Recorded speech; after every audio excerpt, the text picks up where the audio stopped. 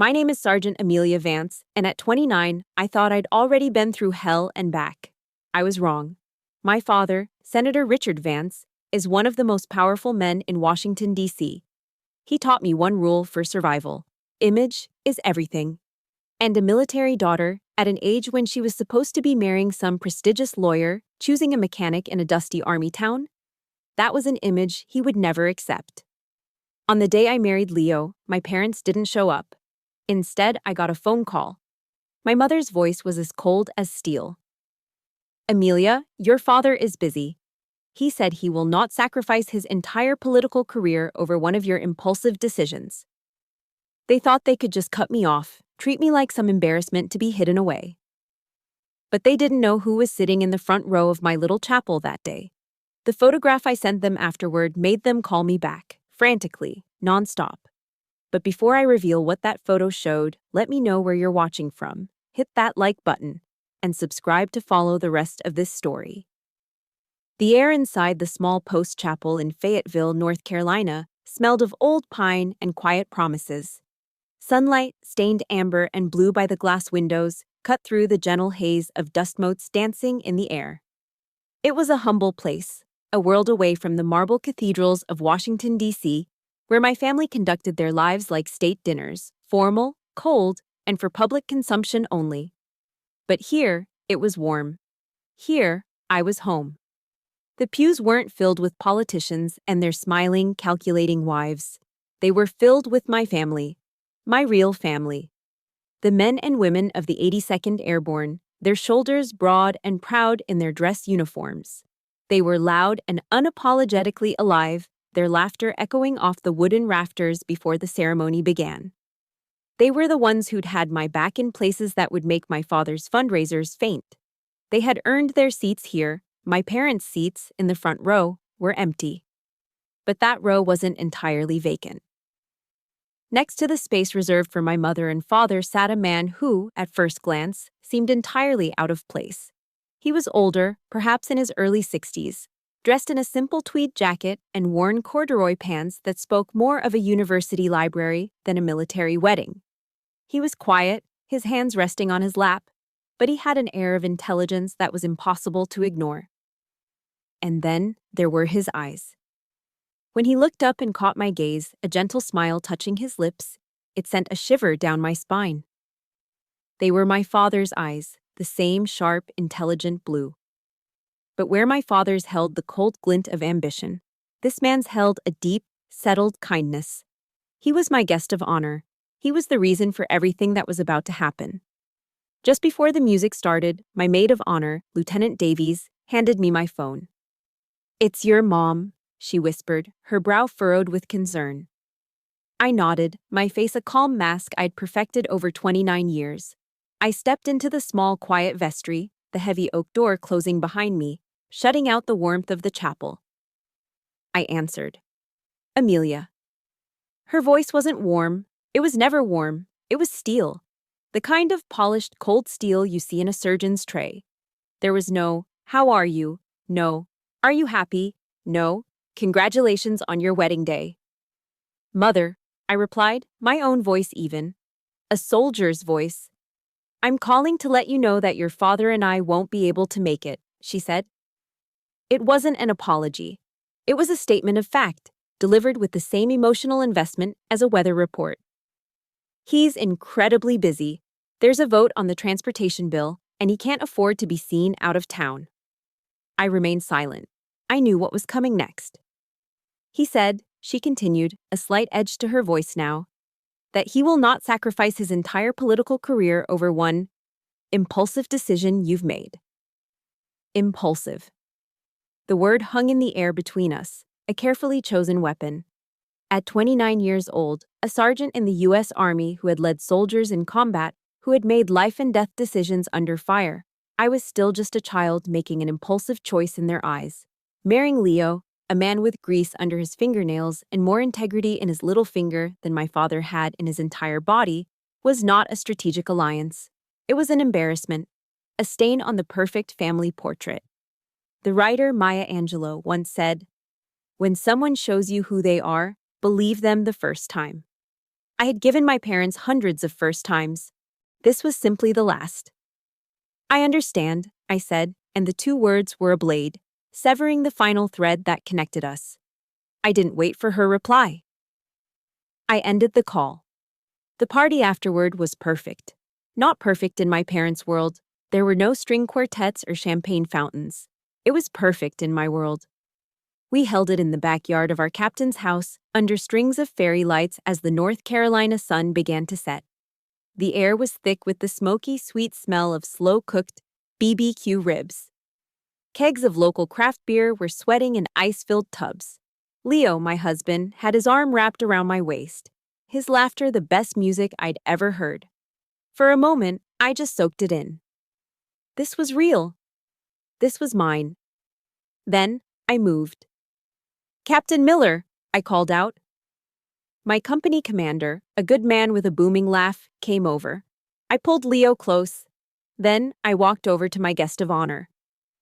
"Sir," I said softly, "would you mind taking a picture with us?" His kind eyes twinkled. "It would be my honor, Amelia." We stood there, the four of us, Leo and I in the middle, beaming. On one side, Captain Miller, representing the life of service and honor I had chosen. On the other, the quiet, scholarly man in the tweed jacket, representing a truth my parents had buried for decades. I held up my phone, snapped the picture, and looked at the image. It was a portrait of my happiness. It was also a perfectly crafted weapon. I opened my family's group chat, a digital space usually filled with my sister's brunch photos and my father's press releases. I attached the photo. I typed no words. I just hit send. For 3 minutes, there was silence. Then, my phone began to vibrate against the wooden picnic table. The screen lit up. Eleanor Vance. I ignored it. It stopped, then immediately started again. Senator Richard Vance. A beat of silence, then another buzz. Claire Vance. One after another, the calls came, frantic, desperate. A cascade of panic from their pristine world in D.C. They had seen the man in the photo, and they knew exactly what he represented. They knew the story he could tell. I looked at the screen, at my father's name flashing with an urgency he had never once shown for me. A slow smile spread across my face. I picked up the phone, not to answer, but to hand it to Leo. He looked at me, saw the victory in my eyes, and took it without a word. With a simple press of his thumb, he powered it off. The frantic buzzing stopped. All that was left was the sound of our friends' laughter and the soft evening breeze. The game had completely changed. My gaze drifted from my husband's loving face to the man sitting quietly at a nearby table. He has my father's eyes, the same eyes that had looked at me with such disappointment for years. But his were kind. I remember the first time I saw that kindness on a rainy day when I thought I had nowhere else to go. The invisible scars are always the ones that hurt the most. They don't bleed, they don't bruise, but they ache with the memory of every silent judgment, every dismissive glance. My childhood was a collection of such scars, a carefully mapped atlas of my own inadequacy. I remember when I was 16, I'd spent months on my project for the state science fair, a study on bioremediation of contaminated soil. It was complex, it was important, and I won first place. I came home clutching a blue ribbon and a small trophy, my heart pounding with a fragile, hopeful pride. I found my father in his study, reading the Wall Street Journal. He glanced up when I came in, his eyes scanning the ribbon in my hand. He gave a single, curt nod. "Good," he said, his attention already returning to the stock market report. "But Claire was just made captain of the cheerleading squad. Now that's how you build relationships." And just like that, my months of intellectual labor, my passion, my achievement, it all evaporated. It was rendered worthless next to my younger sister's social victory. In the Vance family, intelligence was a commodity, but popularity was currency, and I was always bankrupt. My father's cruelty was a sharp, quick blade, but my mother's was a slow-acting poison. She was the architect of our family's peace, a peace built on the foundation of my silence.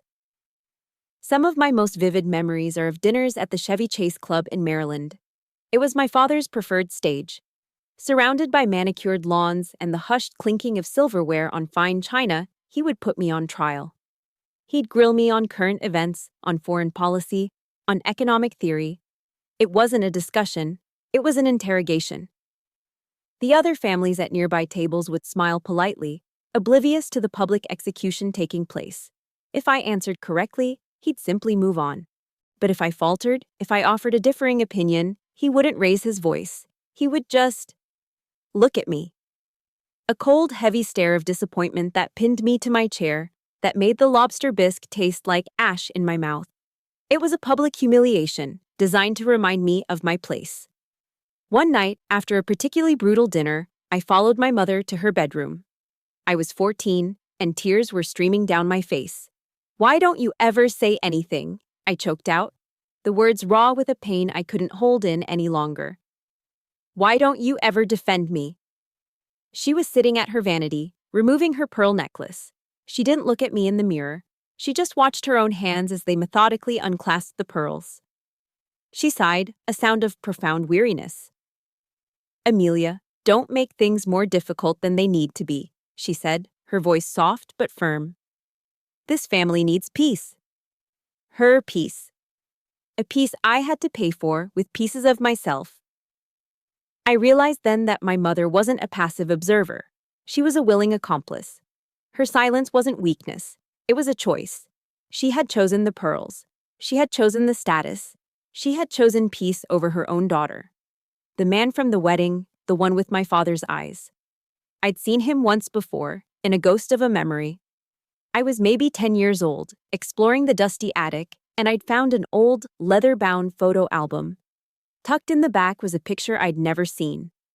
It showed my father, much younger, with his arms slung around another young man who looked so much like him they could have been twins. They were both grinning, leaning against an old Ford Mustang, the very picture of youthful joy. A joy I had never once seen on my father's face. I brought the album downstairs. "Mom," I asked, pointing to the photo, "who is this?" The change in her was immediate and terrifying. Her pleasant smile vanished, replaced by a tight, angry mask. She snatched the album from my hands. Her fingers, usually so graceful, were like claws as she tore the photograph from its paper corners.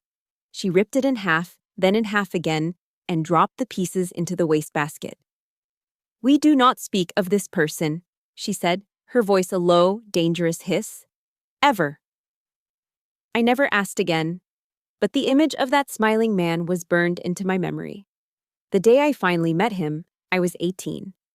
It had been another terrible fight with my father. I don't even remember about what. Something about my college applications. He had called my ambitions unrealistic and unbecoming. I had finally screamed back, and the shock on his face was followed by a rage so cold it froze the air in the room. I ran. I ran out of the house, out into a torrential downpour that soaked me to the bone in seconds. I just walked, aimlessly, tears mixing with the rain on my face, until I found myself standing under the dripping awning of a small, quiet bookstore. Vance's, Tomes, and Tales, the sign read in faded gold letters. The door opened, and a man stood there. He was older, with streaks of gray in his dark hair, and the saddest, kindest eyes I had ever seen. The eyes from the photograph. "You're going to catch your death out there," he said, his voice gentle. "Come in.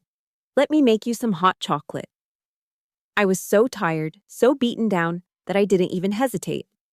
I stepped inside, into a sanctuary that smelled of old paper, leather, and brewing coffee.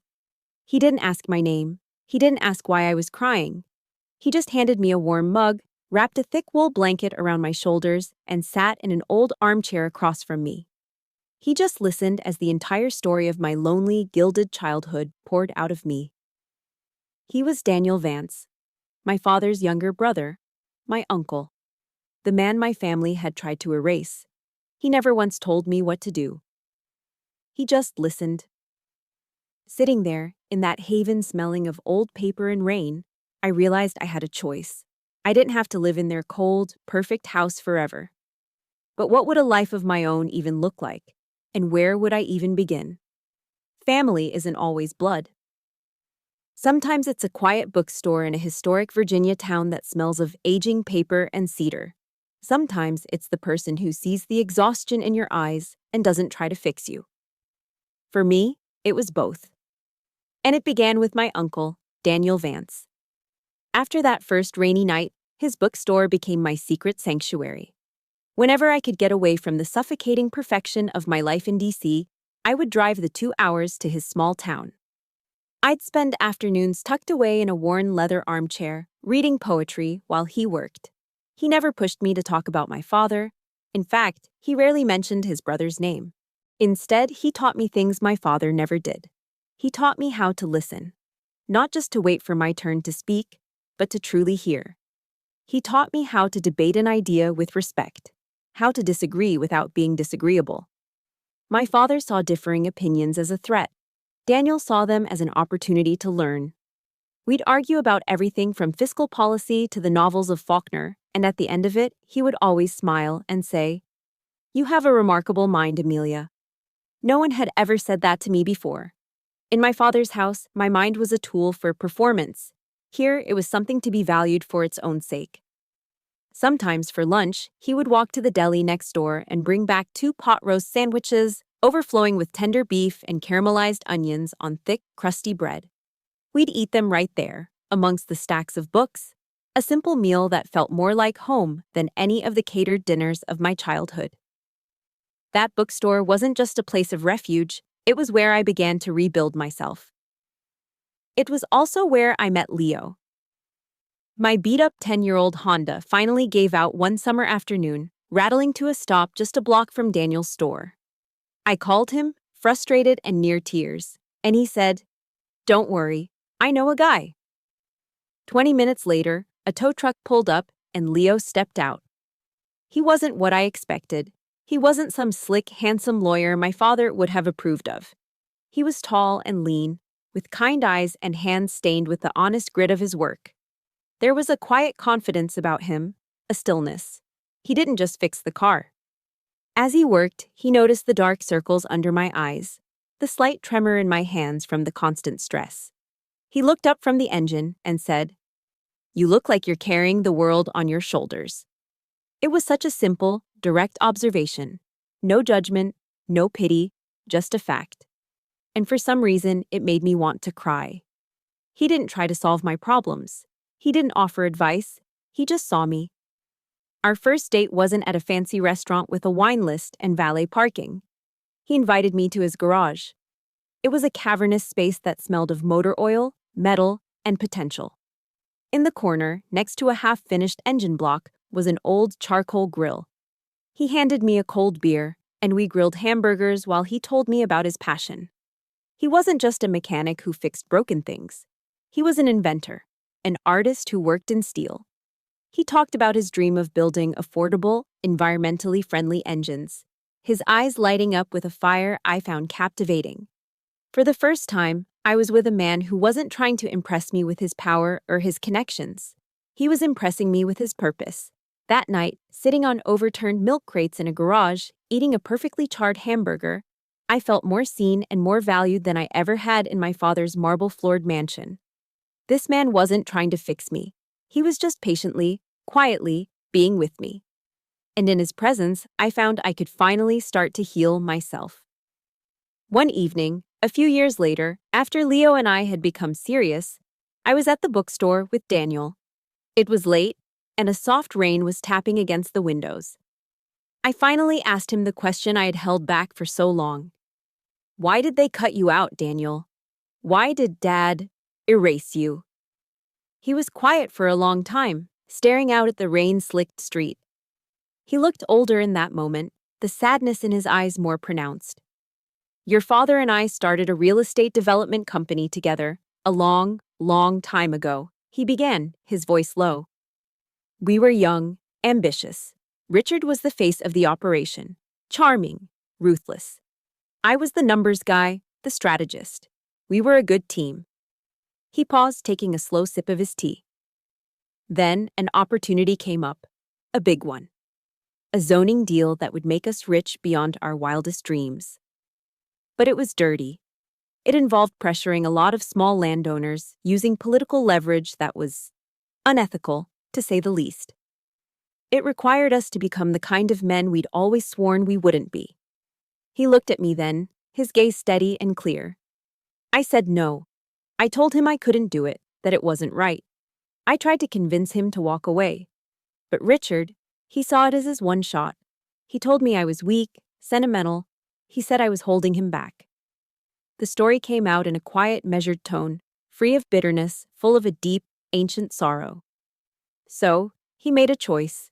He restructured the company, used a legal loophole to push me out with a pittance, and took the deal himself. He became Senator Richard Vance, and I became the jealous, failed brother. A convenient story. One that everyone in D.C. was happy to believe. He reached across the table and placed his hand over mine. His hand was warm, steady. I tell you this not to make you hate your father, Amelia. I tell you this so you understand what he values most. He didn't just push me out, he built his entire empire on that one decision, and he will do anything to protect it. His words hung in the quiet air of the bookstore, heavy with unspoken warning. It was no longer just a story about the past, it was a map of the future. A future I now knew I was walking straight into. The peace we'd found in Fayetteville was a quiet, sturdy thing, built of shared meals and silent understanding. But the warning in my Uncle Daniel's voice lingered in the back of my mind. He will do anything to protect it. I just never imagined anything would look like a brand new obsidian black Mercedes rolling up to Leo's dusty garage. And I certainly never imagined my sister Claire stepping out of it. She looked like a creature from another planet. Dressed in a silk blouse and tailored trousers that probably cost more than my first car, she navigated the gravel driveway in her heels as if it were a minefield. Her presence was so utterly out of place, it was almost comical. The sleek, silent luxury of her car against the backdrop of welding tools and engine hoists was a perfect metaphor for our two worlds. She was carrying a large wicker basket, the kind you see in glossy magazines, cellophane glistening over a carefully arranged assortment of cheeses, crackers, and wine. The logo was unmistakable, Dean and DeLuca, a peace offering from the high temple of overpriced groceries. Amelia, she chirped, her smile as bright and fake as a department store Christmas tree. I was in the area and thought I'd stop by. In the area. Fayetteville, North Carolina was a 6-hour drive from D.C. I leaned against the garage door frame, crossing my arms. Leo came to stand beside me, wiping his hands on a rag, his presence a silent, solid wall at my back. "Hello, Claire," I said, my voice flat. Her eyes did a quick, dismissive sweep of the garage, a flicker of distaste crossing her features before being replaced by that relentless smile. "And you must be Leo," she said, extending a perfectly manicured hand. "It's so wonderful to finally meet you." Leo shook her hand, his grip firm. He didn't say anything. He didn't have to. Claire launched into her performance. "Mom and Dad feel just terrible about the wedding," she said, her voice dripping with manufactured sincerity. "Things have just been so hectic, but they want to make it up to you. To all of you." She placed the basket on a workbench, pushing aside a set of spark plugs. "They want to host a dinner party. At the house in D.C., a proper celebration to welcome you, and Uncle Daniel, back into the family." She painted a beautiful picture of reconciliation, of a warm family reunion. But her words were laced with a language I knew all too well. She kept using phrases like mutual interests and combining our strengths. It wasn't an invitation, it was a business proposal. This wasn't about family, it was about assets. I just stared at her, my silence making her visibly uncomfortable. She started to fidget with the cuff of her blouse. "Look, Amy," she said, dropping the pretense slightly. "It would just be better for everyone if we could present a united front. You know how Dad is. He can't stand the idea of an outsider to the Vance family running something so important." And there it was, the slip, the single careless sentence that exposed the entire sham. An outsider running something so important. My blood ran cold. What did she mean? After a few more minutes of awkward pleasantries, Claire finally retreated to her pristine German car and sped away. leaving a cloud of dust and the cloying scent of expensive perfume in her wake. The garage was silent for a long moment. The Dean and DeLuca basket sat on the workbench like a bomb. I turned to Leo. What was that about? What is she talking about? An outsider running what? He looked at me, his kind eyes serious. He took my hands in his. Amelia, he began, his voice steady. There's something I should have told you sooner. I loved that you fell in love with me when I was just a mechanic. He led me to the back of the garage, to a door I'd always assumed was a storage closet. He unlocked it and flicked on a light. My jaw dropped. It wasn't a closet, it was a lab. Clean white walls were lined with computer servers, diagnostic equipment, and complex schematics. In the center of the room, on a pristine workbench, was a sleek, compact battery array, glowing with a soft blue light. This garage isn't just a garage, he said quietly. It's my headquarters. My name is Leo Miller, and my company is LM Technologies. The name hit me like a physical blow. LM Technologies was the ghost in the machine of the DC defense world. A mysterious, brilliant startup that had just come out of nowhere and won a massive Pentagon contract for next-generation battery technology for military vehicles. A contract that a major defense contractor, one that my father had been lobbying for heavily, was expected to win. Leo had beaten my father. The photo. The phone calls. Claire's sudden appearance. It all clicked into place with sickening clarity.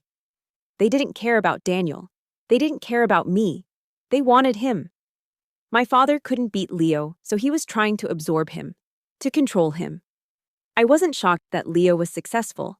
I always knew he was brilliant. What overwhelmed me, what brought tears to my eyes, was the profound realization that this incredible man had loved me, had chosen me, when he had nothing to gain. He had let me believe he was just a simple mechanic, and he had valued me for who I was, not for what my name could do for him. He had given me the one thing my own family never had: unconditional love.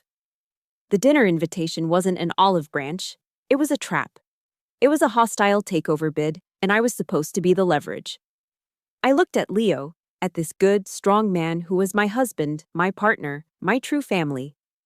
I saw the quiet strength in his eyes, and I felt my own resolve harden into something unbreakable. The fear and hurt I had carried for so long finally burned away, leaving behind a cold, clear certainty. If you've ever felt like your worth to your family was tied to what you could do for them, please hit that like button to show your support.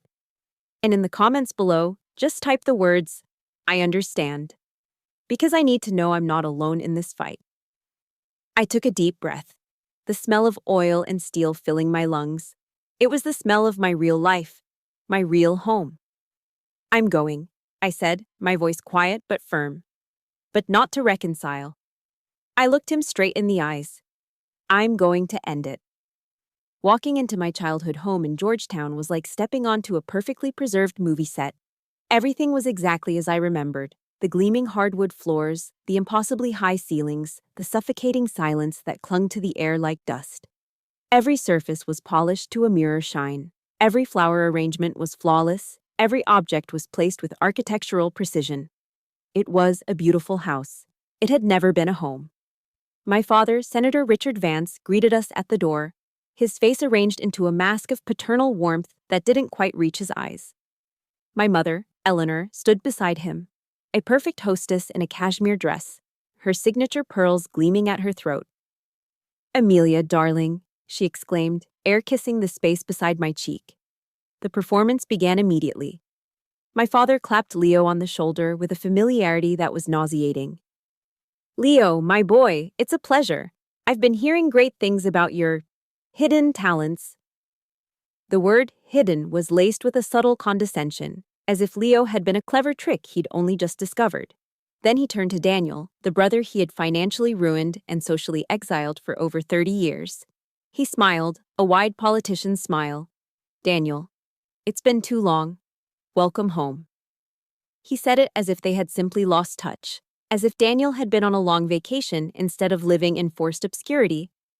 I watched my uncle's face remain perfectly neutral, his quiet dignity a shield against the staggering hypocrisy of the moment. I felt a wave of nausea. This wasn't a family reunion. It was a strategic negotiation, and we were the opposing counsel. Dinner was served in the formal dining room, under a crystal chandelier that dripped light onto the polished mahogany table. The meal was an elaborate, multi-course affair catered by one of DC's finest chefs. The wine was a vintage Bordeaux that cost more per bottle than my monthly rent. Everything was designed to impress, to intimidate, to remind us of the power we were up against. Throughout the meal, my father held court, directing a series of thinly veiled insults disguised as casual conversation. Each one was a carefully aimed dart. "It's a relief Amelia found a man who can provide for her," he said to the table at large, swirling the red wine in his glass. "That military career, well, it's noble, of course, but it doesn't exactly lead anywhere, does it?" He was dismissing my service, my rank, my entire identity, reducing it to a quaint but unprofitable hobby. He turned his attention to Leo. "So, a mechanic from a small town. Quite the Cinderella story. It's amazing what a bit of luck and the right connections can do for a man." He was painting Leo's genius as a fluke, while subtly positioning himself as the right connection Leo now needed. Leo just smiled politely, taking a sip of water. Daniel remained silent, observing. I ate my seared scallops, each bite tasting of ash. I didn't say a word.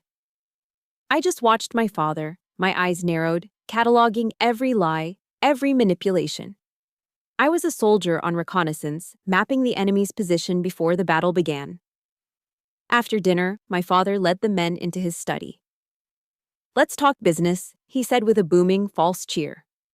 My mother tried to steer me toward the living room for coffee, but I just shook my head. "No, I'll be joining them." The study. It was the same room where he had berated me, belittled me, and broken my spirit more times than I could count. The same mahogany desk, the same leather chairs, the same suffocating smell of old books and power. My father sat behind his desk, the chairman of the board of our dysfunctional family. He gestured for Leo and Daniel to sit. I remained standing by the door. He wasted no time. He leaned forward, a predator closing in on his prey. "Leo, your technology is revolutionary, truly. But technology alone isn't enough. To operate at the level you're capable of, you need political protection. You need access. You need a brand." He steepled his fingers. "I have a proposal.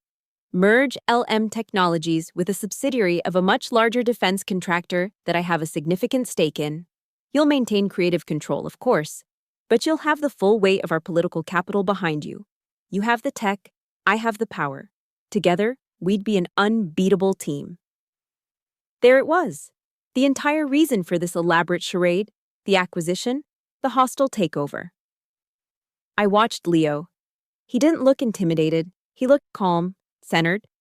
He listened patiently until my father was finished. "Senator," Leo said, his voice respectful but firm, "I appreciate the offer. But my company's core values are independence and innovation. I built it to challenge the very kind of corporate bloat you're describing. I'm afraid I'm going to have to decline." The silence in the room was absolute. My father's smile froze, then slowly dissolved. His eyes, which had been feigning warmth all evening, turned to chips of ice. He stared at Leo for a long moment, as if he couldn't comprehend what he had just heard. Rejection was not a language my father understood. Then, his head snapped toward me. The fury that had been simmering beneath the surface all night finally erupted. His face twisted into a mask of pure rage, the same rage I'd seen 100 times before. He pointed a finger at me, his hand trembling. "You!" he roared, his voice bouncing off the paneled walls. "It's always you, the defiant one, the one who has to ruin every good thing." He slammed his fist on the desk, the sound like a gunshot in the silent room. "I should have known," he bellowed, his eyes burning into me. "I should have known you'd infect him with those foolish ideas." And that was it. The final crack in the dam. The one accusation that connected every scar, every humiliation, every moment of worthlessness he had ever inflicted on me. The sound of my own breaking point was a deafening silence. In the deafening silence that followed my father's roar, something inside me shifted. It wasn't a loud, violent snap, but a quiet, final click, like a lock settling into place. The fear that had lived in the marrow of my bones for 29 years simply vanished. It evaporated, leaving behind a calm so profound it felt like ice water in my veins. I lifted my head and looked directly at him, not as a daughter, not as a disappointment, but as an equal. My voice, when it came out, was not a shout. It was low, steady, and dangerously calm. "No, Senator," I said, the formal title a deliberate, calculated strike. "I don't ruin everything. You're the one who ruined things. You ruined my childhood with the beatings you gave me in this very room." The words hung in the air, heavy and poisonous. My father's face, which had been contorted with rage, slackened into stunned disbelief. My mother let out a tiny gasp. Claire, who had crept into the room at the sound of the shouting, froze in the doorway. "Don't you dare say things that aren't true, Amelia," my mother whispered, her voice trembling. "Your father was just strict." Strict. The word was so pathetic, so inadequate, it was almost laughable. It was the lie she had told herself for decades, the flimsy curtain she had used to hide from the ugliness. I turned my cold gaze on her. "Strict?" I repeated, my voice devoid of emotion. "Is that what you call it?" I remember the sting of his leather belt on the back of my legs when I was 12 because I got a B+ in history. I remember being locked in here, in the dark, crying so hard I couldn't breathe, while the rest of you ate dinner downstairs as if nothing was wrong. I remember every single scar you chose not to see. I took a step toward her. She shrank back in her chair. "And you," I said, my voice dropping even lower. "You were there. You saw all of it. You heard the crying. But you chose your pearls and your reputation over your own daughter. You chose this house over a home." I let the accusation settle, then delivered the final, fatal blow. "Your silence hurt more than his leather belt ever did." My mother made a small, wounded sound, like an animal in pain. She clutched her pearl necklace as if it were a life raft, her knuckles white. She finally looked broken. I turned my back on them and walked to Leo's side. I took his hand, our fingers lacing together, a silent declaration of allegiance. I looked back at my father, whose face was now a pasty, slack-jawed mask of impotence. "This man," I said, my voice ringing with a clarity I had never felt before. "The man you call a mechanic taught me what kindness and respect feel like. He gave me the safety you never did. He sees a value in me that you were never capable of understanding, a value that has nothing to do with your name, your money, or your power." I felt Leo squeeze my hand, his strength flowing into me. I felt Daniel's presence behind me, a quiet pillar of support. I was no longer a girl standing alone in a tyrant's study. I was a woman flanked by her family. "I didn't come here tonight to ask for your approval," I stated, my eyes locked on my father's. "I didn't come here to negotiate. I came here to inform you." I took a final, steadying breath. "As of this moment, you no longer hold any power over my life. You are not my commander. You are not my father. You are just a politician in a room full of expensive furniture, and we are leaving." The finality in my voice was absolute. It was not a plea, it was a verdict.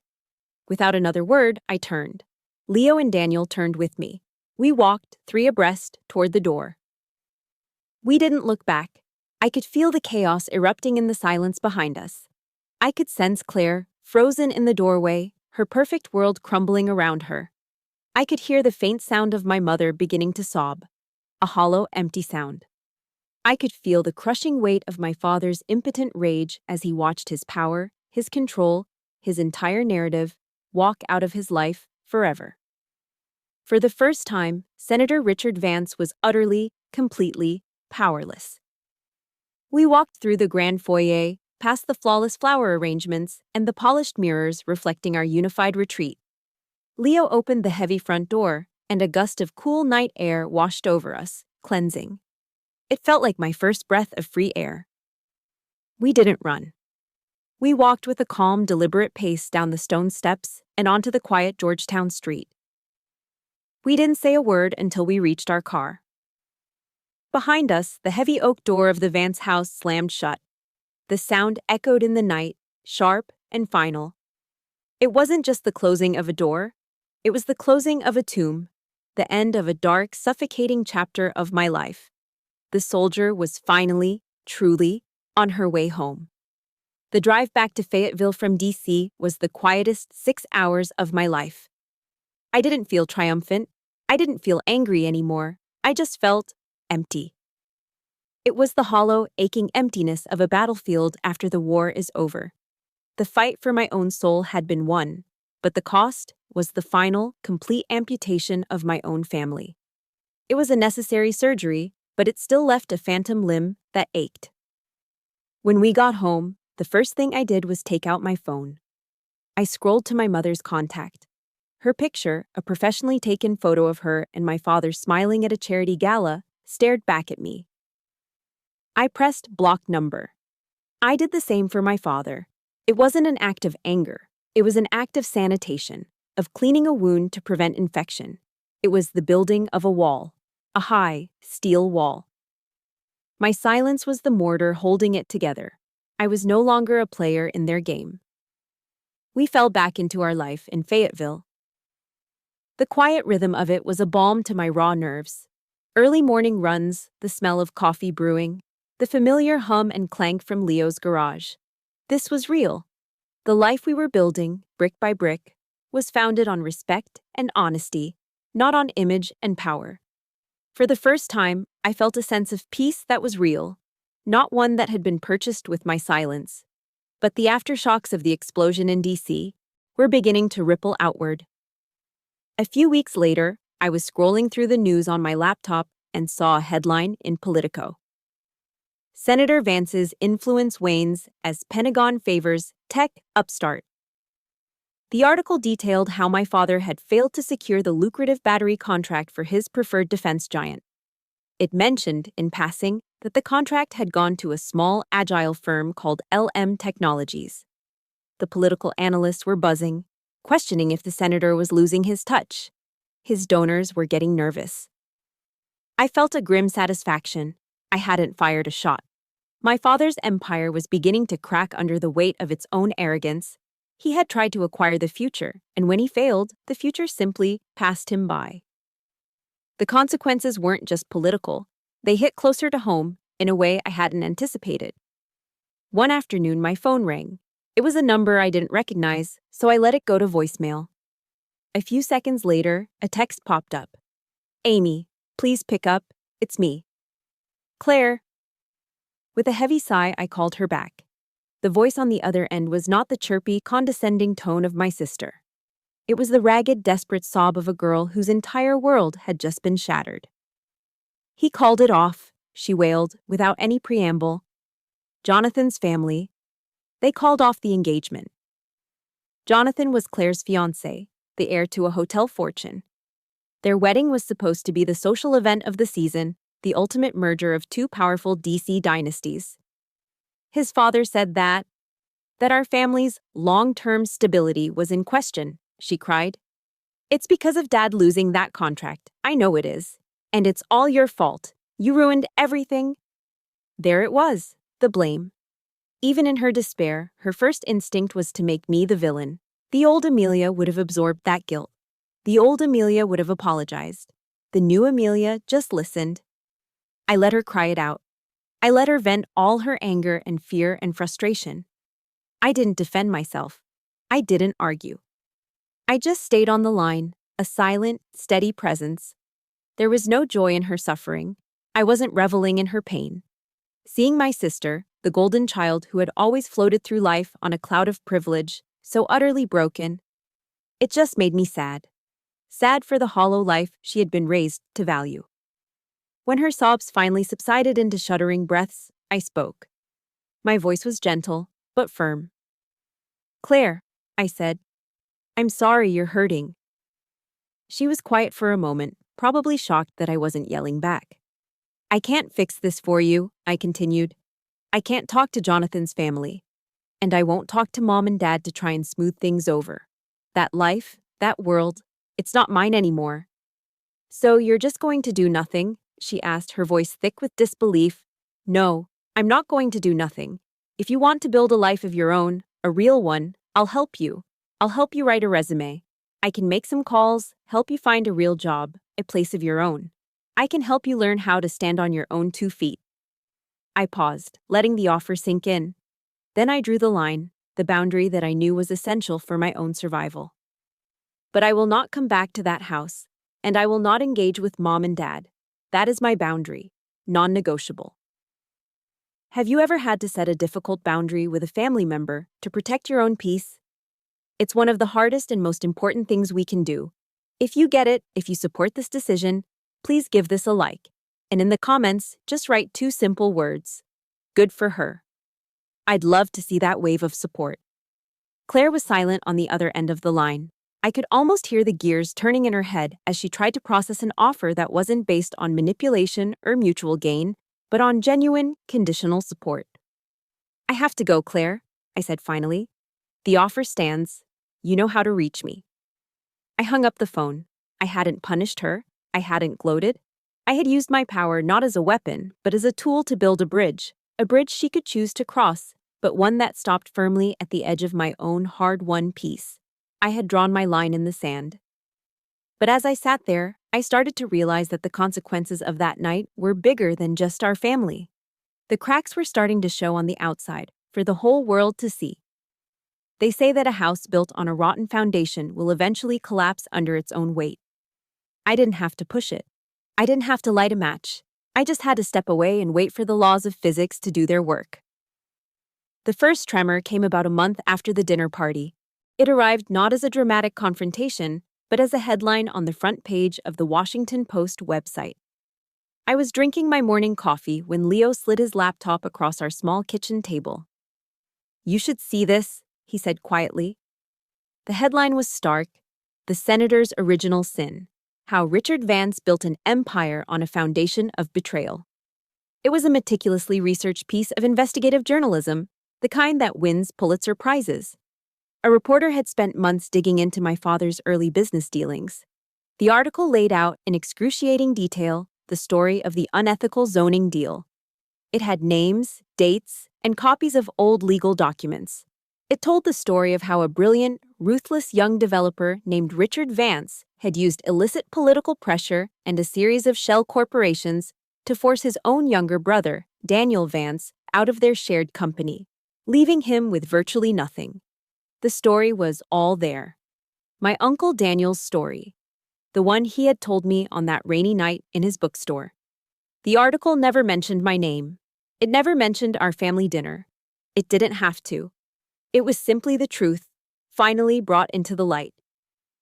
And the truth was a wrecking ball. My phone started ringing almost immediately. It wasn't my family this time. It was reporters, the New York Times, CNN, Politico. They all wanted a comment. They wanted the estranged military daughter's take on her father's political scandal. They wanted the inside story. They wanted me to pour gasoline on the fire. I didn't answer a single call. Leo and I unplugged our landline. We put our cell phones on silent. Our silence was more powerful than any statement we could have made. It was a tacit confirmation. We didn't need to join the chorus of condemnation. My father's enemies, the ones he had made over a lifetime of ruthless ambition, were more than happy to do that for us. His empire was burning, and he had lit the match himself 30 years ago. The fallout was swift and brutal. Within a week, my father's key donors began to pull their funding. An ethics committee was formed in the Senate to launch a formal investigation. The story dominated the 24-hour news cycle. He was no longer Senator Vance, the powerful dealmaker. He was Richard Vance, the corrupt politician who had betrayed his own brother. His image, the one thing he had worshipped above all else, was shattered. 2 weeks after the article was published, he held a press conference. I watched it on a small TV in the corner of Leo's garage. He stood at a podium, looking older and smaller than I had ever seen him. He announced he was resigning from the Senate, effective immediately, citing the need to focus on his family and personal matters. It was a lie, of course, one last piece of political theater. But no one was buying it anymore. The political empire was gone. The financial one soon followed. The real estate company at the heart of the scandal was hit with a barrage of lawsuits from the families of the landowners he had cheated decades ago. The Vance family fortune, built on a single act of betrayal, began to hemorrhage money. The perfect family portrait had been torn to shreds, the pieces scattered in the wind. They had lost everything they valued: the power, the money, the reputation. Amidst the storm, a single quiet piece of correspondence arrived in our mailbox. It was a simple, cream-colored envelope addressed to me in a familiar, elegant script. But the return address wasn't the grand house in Georgetown. It was a small P.O. box in a little town in rural Virginia I had never heard of. I opened it. The letter inside was a single sheet of matching stationery. It was from my mother. She didn't offer excuses. She didn't ask for pity. She didn't even apologize, not in the traditional sense. Her words were simple, stark, and stripped of all pretense. She wrote, "Amelia, I was wrong. I spent my entire life helping your father build a house, and I forgot to build a family. I have left him. I don't know where I am going, but I know I cannot stay there. I understand if you never want to see me again. Eleanor." I read the letter 3 times. My father's downfall had brought me a cold, grim sense of justice. But this was different. This was just sad. It was the wreckage of a life, laid bare in 3 short sentences. It was the confession of a woman who had woken up at the end of her life to find herself living in the beautiful, empty museum she had helped create. She wasn't asking for forgiveness. She was just stating a fact. A fact as cold and hard as the truth that had just torn our family apart. Forgiveness wasn't on the table, but for the first time I wondered, what was? My mother's letter sat on my kitchen counter for 3 weeks. I'd walk by it, see her elegant, looping handwriting on the envelope, and feel a complicated knot tighten in my stomach. It wasn't anger anymore. It was something quieter, more confusing. Leo never pressured me. He'd just see me looking at it and say, "Whatever you decide, I'm with you." His support was the solid ground beneath my feet, giving me the courage to finally make a choice. It wasn't about her, I realized. It was about me. I wrote back a short, simple note with the time and the address of a small coffee shop halfway between her new town and Fayetteville. The woman who sat across from me in that brightly lit cafe was someone I barely recognized. The impeccable blonde coif was gone, replaced by soft, unstyled hair with visible gray roots. The designer clothes were gone, swapped for a simple sweater and jeans. For the first time in my life, I saw my mother without her armor. No makeup masked the tired lines around her eyes. No pearls gleamed at her throat. She looked older. She looked exhausted. And she looked more real than she ever had before. The conversation started awkwardly. We talked about the weather, about the coffee. The small talk felt like a fragile bridge over a vast canyon of unspoken words. Then, she started to talk. She told me about her new life. She had a small apartment. She was working part-time at a local library. She was taking a pottery class. It was a small, quiet life, the kind she had been raised to look down upon. "I was a coward, Amelia," she said, her eyes fixed on the ceramic mug in her hands. She wasn't making excuses. She was stating a fact. "I was so terrified of your father, of losing the life he gave me, that I stopped being a mother. I just played the part he wrote for me." She finally looked up, and her eyes were filled with a profound, bottomless shame. "There is no excuse for what I allowed to happen to you. I know that." I listened. I didn't interrupt. I just let her truth, her broken, ugly truth, fill the space between us. And as I listened, I felt the last of the hardened anger inside me begin to soften, not into forgiveness, but into a kind of sad understanding. We sat in silence for a long moment. The only sounds were the hiss of the espresso machine and the quiet chatter from other tables. "I forgive you," I said, and the words felt strange and new on my tongue. She looked up, startled, tears welling in her eyes. "Amelia, you don't have to." "I know," I interrupted gently. "I'm not doing it for you. I'm doing it for me." I leaned forward, my voice quiet but clear. I forgive you because I deserve to have peace. I forgive you because I cannot carry this anger around for the rest of my life. It's too heavy. I saw a flicker of hope in her eyes, and I knew I had to draw the line immediately before that hope could grow into a dangerous expectation. But that doesn't mean things go back to the way they were, I continued, my voice steady. There is no going back. We can't erase the scars. I laid out the new terms of our engagement, the non-negotiable boundaries. We can start over. But it will be slow. There will be no more fake family dinners, no more performances. There will only be honesty. And you have to respect that. You have to respect my life, my husband, and my home. You have to respect my peace. She just nodded, tears streaming silently down her cheeks. It wasn't the cathartic movie scene reconciliation. It was something much more real. It was the beginning of a fragile, tentative truce built not on sentiment, but on brutal honesty.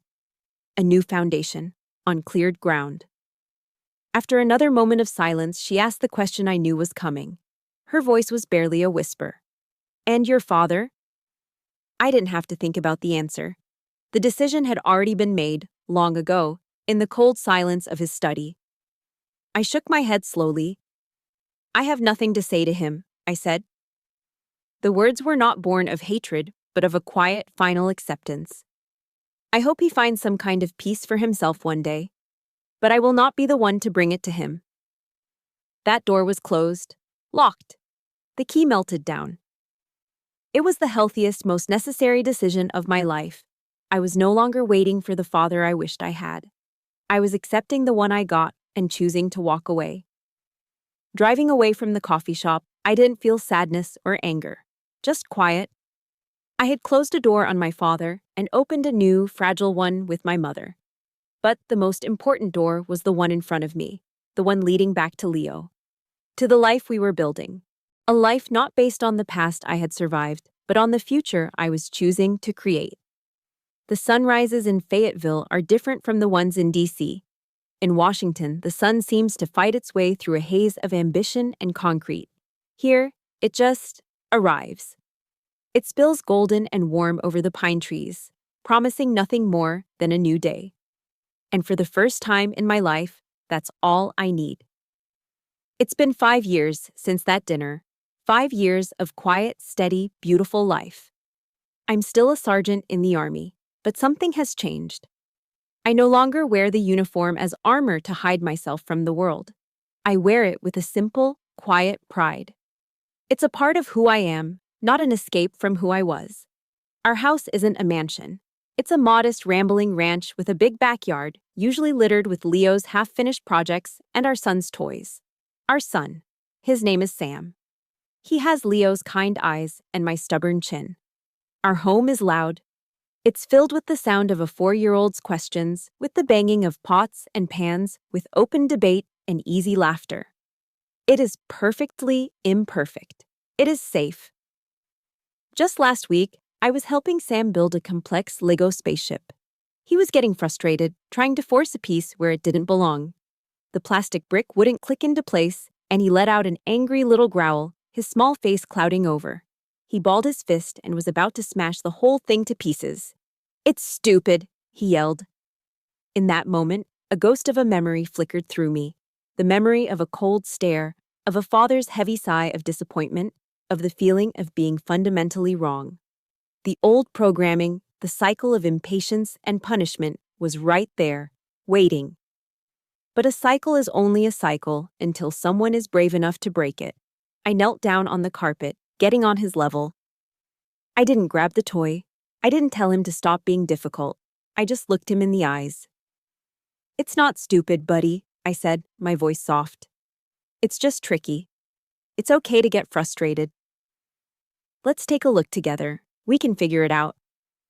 Mom and Dad are right here to help." He looked at me, his little brow still furrowed, and his fists slowly uncurled. We worked on it together, and when the piece finally snapped into place, his face lit up with a triumphant grin that was pure sunshine. In that small, ordinary moment, sitting on the floor of my living room, I knew I had won the most important war of my life. I was not my father's daughter anymore. I was Sam's mother. Today is a sunny Saturday, and the backyard is full. Uncle Daniel is here, his kind eyes crinkling as he watches Sam chase a butterfly. My mother, Eleanor, is here too. Our relationship is a quiet, careful thing. We talk on the phone once a week. She comes to visit every couple of months. There's still a space between us, a canyon of unspoken history. But we are learning to build a new, more honest bridge across it. She sits in a lawn chair, a small, peaceful smile on her face, just watching. My sister Claire is here. She's different now. After her engagement fell apart, she took my offer. She got a job. She has her own small apartment in Charlotte. She's still finding her way, but she's doing it on her own terms. The brittle, entitled girl is gone, replaced by a woman who's a little lost, but a lot more real. And Leo? He's at the grill, flipping burgers, laughing at something Daniel said. He's the steady, unwavering heart of this world we've built. LM Technologies is a huge success, but you'd never know it. He's still the same man who won my heart in a dusty garage. Last year, Leo and I used some of the company's profits to start a small foundation. We call it the Daniel Vance Scholarship Fund. It provides full scholarships for promising engineering students from low-income backgrounds. It's our way of taking a legacy of betrayal and bitterness and turning it into a legacy of opportunity and hope. I look around at this chaotic, beautiful, real collection of people in my backyard. This is my family. Not the one I was born into, but the one I chose. The one I built. My father taught me that image is everything. He was wrong. Love is everything. Safety is everything. Honesty, patience, kindness. These are the things that build a life. And the freedom to be your own flawed, authentic self, that is the only real power in this world. I am a soldier. For years, I was fighting a war on the wrong front. But now, finally, I have found my way home. My journey home is complete. But I know that for many of you, it might just be beginning. If any part of my story resonated with you, the feeling of being unseen, the fight for your own peace, or the joy of building a family you chose, please know that you are not alone. This channel is a place dedicated to stories that remind us of our own strength and our power to break the cycle. If you believe in that mission, please consider subscribing and sharing this with someone who might need to hear that they too can find their way home.